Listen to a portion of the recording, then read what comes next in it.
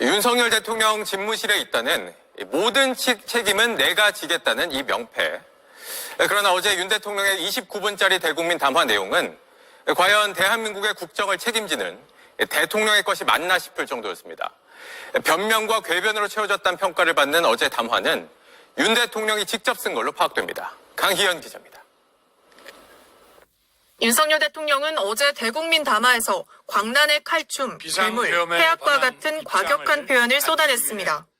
야당은 비상계엄 선포가 내란죄에 해당한다며 광란의 칼춤을 추고 있습니다. 거대 야당의 반국가적 패악을 알려 이를 멈추도록 경고하는 것이었습니다.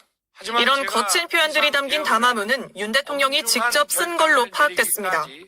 대통령실 내부에서 매우 소수만 담화 내용을 공유했고 정무나 홍보 파트에서도 발표 직전 알게 된 걸로 전해집니다. 반국가 세력이란 표현 역시 윤 대통령이 그동안 공식 석상에서 즐겨 쓰던 용어입니다. 파렴치한 종북 반국가 세력들을 일거에 척결하고 자유민주주의 체제를 위협하는 반국가 세력들이 곳곳에서 암약하고 있습니다. 기본적인 사실관계조차 틀린 내용도 상당했습니다. 윤 대통령은 야당이 차세대 원전 개발 관련 예산을 거의 전액 삭감했다고 주장했지만 산업부의 원전 관련 내년도 예산은 모두 감액 없이 국회를 통과한 걸로 나타났습니다. 또 야당이 국가보안법 폐지를 시도하고 있다는 주장 역시 현 정부 들어 폐지 법안이 발의된 적은 없었습니다. 한 여권 관계자는 본인의 육성을 글로 바꿨을 가능성이 높다며 대통령실 내 정상적인 팀이 붙었다면 그렇게 쓰지 않았을 거라고 꼬집었습니다. JTBC 강연입니다. 네, 뉴스룸은 윤 대통령의 담화 내용을 하나하나 팩트체크하면서 사실과 다른 거짓인 내용이 많다는 점을 전해드렸습니다. 체코 원전 예산을 야당이 삭감했다는 주장도 아예 없는 허위 사실입니다. 또 극우 유튜버들의 허위 주장과 비슷한 내용도 많습니다. 정혜성 기자입니다. 윤석열 대통령은 비상계엄 선포를 정당화하는 어제 담화에서 내년 예산 문제를 꺼내들었습니다. 정부가 추진하던 체코 원전 예산도 야당이 단독으로 대폭 삭감했다고 했습니다. 원전 생태계 지원 예산을 삭감하고 체코 원전 수출 지원 예산은 무려 90%를 깎아버렸습니다. 하지만 알고 보니 체코 원전 수출 관련 예산은 내년 정부 예산안 목록에도 없었습니다. 산업부 관계자는 체코 원전은 우리가 돈을 받고 지어주는 사업이라며 관련 예산도 없었다고 설명했습니다. 이와 별개로 산업부의 원전 관련 예산 24개 항목은 모두 감액 없이 국회 본회의를 통과했습니다. 윤 대통령이 언급한 90%가 삭감된 사업은 체코 원전과 전혀 관련 없는 차세대 소듐 냉각 고속로 기본 설계 사업입니다. 그런데 윤 대통령의 이 근거 없는 담화, 한 극우 유튜버의 가짜 주장과 닮았습니다. 원전 생태계 지원, 원전 수출 보증 예산 등을 민주당이 전액 삭감했다며 주위에 퍼뜨려달라고 한 겁니다. 혁신형 소형 모듈 원자력 개발 사업 예산도 모두 사라졌다고 썼지만 이 역시 사실이 아닙니다. R&D 예산 삭감에 대해서도 두 사람의 주장은 일치합니다. 기초과학연구, 양자, 반도체, 바이오 등 미래 성장 동력 예산도 대폭 삭감했습니다. R&D 거의 다 깎아버려가지고 저것들도 작년에 윤석열 대통령한테 엄청 비난했던 게 이 R&D 예산 삭감이었는데 계엄 사태로 예산안 여야 합의가 사실상 불가능해진 걸 두고 무조건 야당 탓으로 몰아간 겁니다. 민주당은 정부가 예산안을 잘못 편성한 부분에 대해 합리적으로 감액했다며 추후 증액을 논의하겠다는 입장입니다. 대통령이 앞장서서 사실과 다른 이야기를 퍼뜨리자 국격 훼손 우려는 물론 현장 혼란은 더욱 커지고 있습니다. 원전 수출을 담당하는 한 정부 관계자는 JTBC에 해외에서 불안정한 정치 상황 관련 문의가 계속 온다고 밝혔습니다. 또 다른 나라와 가격 경쟁을 할 때 불리한 요소가 될 수 있다고 우려했습니다. JTBC 정혜성입니다. 보신 것처럼 윤 대통령은 R&D 예산 삭감을 놓고도 야당 탓을 했습니다. 그러나 과학계 현장의 불만은 카르텔을 내세워 예산을 대폭 깎았던 윤 대통령에게 쏠려 있습니다. 윤 대통령이 그렇게 강조했던 카르텔은 아직까지 밝혀진 게 없습니다. 이상화 기자입니다. 지난해 6월 윤석열 대통령은 연구개발 R&D 예산을 전면 재검토하라고 지시했습니다. 나눠 먹기식, 갈라 먹기식 R&D 카르텔을 척결하란 겁니다. 아무런 효과도 나타나지 않은, 왜 썼는지 모르는 그런 예산, 완전히 제로 베이스에서 재점검해야 됩니다. 지난해 12월 정부는 전년보다 5조 6천억 원 삭감된 R&D 예산안을 발표했고 그나마 국회 심의를 거쳐 삭감액은 4조 6천억 원으로 결정됐습니다. IMF 외환 위기 때도 줄인 적 없는 R&D 예산이 33년 만에 쪼그라든 겁니다. 감사원 감사 결과에도 뚜렷한 카르텔 정황은 아직까지 밝혀진 바 없습니다. 다른 장면도 있습니다. 지난 2월 카이스트 졸업식, 한 졸업생이 소리칩니다. 그러자 경호원들이 입을 틀어막고 팔다리를 붙잡고 끌어냅니다. 제 안경, 지금 쓰고 있는 안경이 날아가고 마스크 줄도 끊어졌습니다. 대화 과정도 없이 그대로 입을 막고 전례 없는 예산 삭감에 기술과학계는 고사 직전까지 몰렸습니다. 한 60% 정도까지 예산 삭감되는 그런 경우도 많이 듣고 있습니다. 연차과제라고 있는데요. 3년차까지 진행을 하고 예산 지원이 힘드니 다음 연도 혹은 그 후년으로 이렇게 미루자. 벌써부터 많게는 80% 90% 삭감 통보를 받은 과제도 있습니다. 특히 ICT 분야 같은 경우에서도 미디어 콘텐츠 분야 같은 경우는 굉장히 큰 타격을 입은 상황입니다. 기술과학계 관계자들이 피켓 시위에 나서기도 했지만 대통령 차량 행렬이 나타나자 돌아온 건 차벽뿐이었습니다. 미래 성장 동력을 다 깎아먹는다는 비난이 곳곳에서 거세지자 내년 예산안은 슬그머니 올렸지만 과학기술인들은 지난 1년을 생생히 기억하고 있습니다. JTBC 이상화입니다. 이런 가운데 윤석열 대통령의 국정 지지율이 11%까지 떨어졌다는 조사 결과가 나왔습니다. 지난주보다 5%포인트 더 떨어지면서 최저치를 다시 갈아치웠습니다. 김민광 기자입니다. 한국갤럽이 조사한 이번 주 윤석열 대통령의 국정 지지율이 11%로 집계됐습니다. 지난주보다 5%포인트 떨어진 집권 이후 가장 낮은 수치입니다.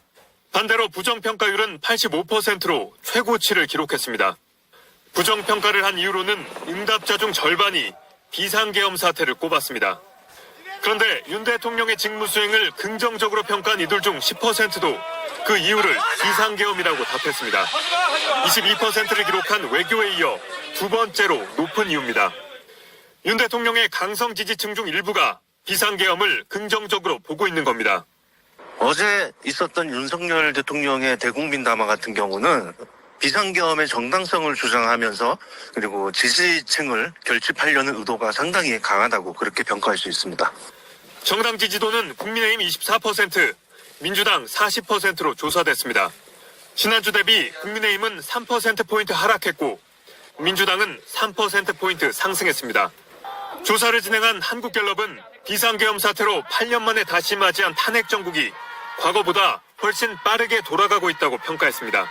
이번 조사는 지난 10일부터 12일까지 전국 성인 남녀 1,002명을 대상으로 실시됐고 응답률은 15.8%, 표본 오차는 95% 신뢰 수준의 플러스 마이너스 3.1%포인트입니다. JTBC 김민관입니다. 국민 다수가 윤 대통령에 대한 탄핵을 요구하고 있지만 국민의힘의 당론은 여전히 탄핵 반대입니다. 탄핵 찬성을 공개적으로 밝힌 국민의힘 의원이 당 내부에서 이른바 왕따를 당하고 있다고 밝히기도 했는데 반대로 시민들은 이 왕따 의원들에 대해서 후원 운동을 벌이고 있습니다. 김필중 기자입니다. 출근길 날씨가 영하에 육박한 오늘 국회의원들이 드나드는 국회 출입문 밖에 한 남성이 패딩과 장갑을 끼고 서 있습니다. 국민의힘 김상욱 의원입니다. 이제 내일 토요일인데 뭐 적힌 대로입니다. 일단 저희가 집권 여당으로서 국민들께 진심으로 사죄를 드려야 되고 사죄는 말이 아닌 행동이어야 되고 탄핵 찬성이라고 생각합니다. 국민의힘 의원들의 탄핵 찬성을 유도하기 위해 표결일인 내일까지 1인 시위를 하겠다는 겁니다. 그러나 당내 시선은 곱지 않습니다. 윤상현 국민의힘 의원은 직접 시위장을 찾아 조언과 훈계를 쏟아냅니다. 이 민주당의 선동 이런 거에 내몰려가지고 쫓기다시피 그냥 순응해. 나는 순응 안 해. 윤석열의 주검 위에서 우리는 올바로 쓸 수가 없어. 나는 민주당한테 정보를 뺏고 싶지 않아. 김 의원은 이미 의원들 사이에선 왕따인데 극성 지지자들에겐 살해 협박도 받는다고 말합니다. 도와주십시오. 사실 좀 살해 위협도 많이 받고 있어서 좀 겁이 나긴 합니다. 하지만 지지하는 사람들도 속속 생겨나고 있습니다. 의원실 앞에는 응원의 화환들이 도착했고 온라인 커뮤니티에선 이른바 돈줄을 내주자는 캠페인도 시작됐습니다. 다음은 누구라는 제목의 캠페인인데 안철수, 김혜지, 김상욱 의원 등 탄핵 찬성을 밝힌 국민의힘 의원들 사진과 후원의 계좌번호가 적혀 있습니다. 40대 직장인이 주도한 챌린지로 알려졌는데 과거 선량한 자영업자들의 상품을 대량으로 구매하는 식의 돈줄 캠페인처럼 탄핵 찬성하는 국민의힘 의원들에게 후원금을 보내자는 겁니다. 이렇게 국민의힘 내부와 외부의 온도 차이가 극명하게 갈라지는 가운데 탄핵 표결일은 하루 앞으로 다가왔습니다. JTBC 김필준입니다. 계엄을 옹호하는 장황한 연설이었다. 윤 대통령의 대국민 담화에 대한 영국 BBC의 평가입니다. 해외 언론들도 윤 대통령의 담화 내용이 사실과 다른 게 많다며 팩트체크를 하기도 했습니다. 백민경 기자입니다. 끝까지 싸우겠다. 어제 윤석열 대통령의 대국민 담화 이후 외신 대부분이 머릿기사로 뽑은 문구입니다. BBC는 이 문장을 강조하며 윤 대통령이 조용히 기소당하기보다는 탄핵당하고 싸울 걸로 보인다고 전했습니다.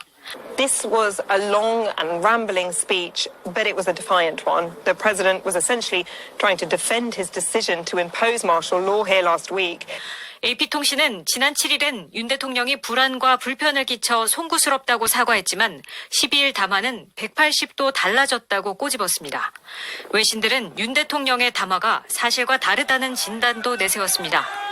뉴욕타임스는 국회의원들의 계엄 해제 투표를 막을 의도가 없었다는 주장은 최근 군 장교들의 증언과 모순된다고 짚었고 일본 NHK와 마이니치, 요미우리 신문 등도 계엄 선포를 정당화하려 했다고 2차 담화를 평가했습니다. 로이터 통신은 윤 대통령에 대한 탄핵안이 가결되면 아시아 4위 경제대국이자 미국의 핵심 동맹인 한국에 6개월간 정치적 공백이 예상된다고 우려했습니다. JTBC 백민경입니다.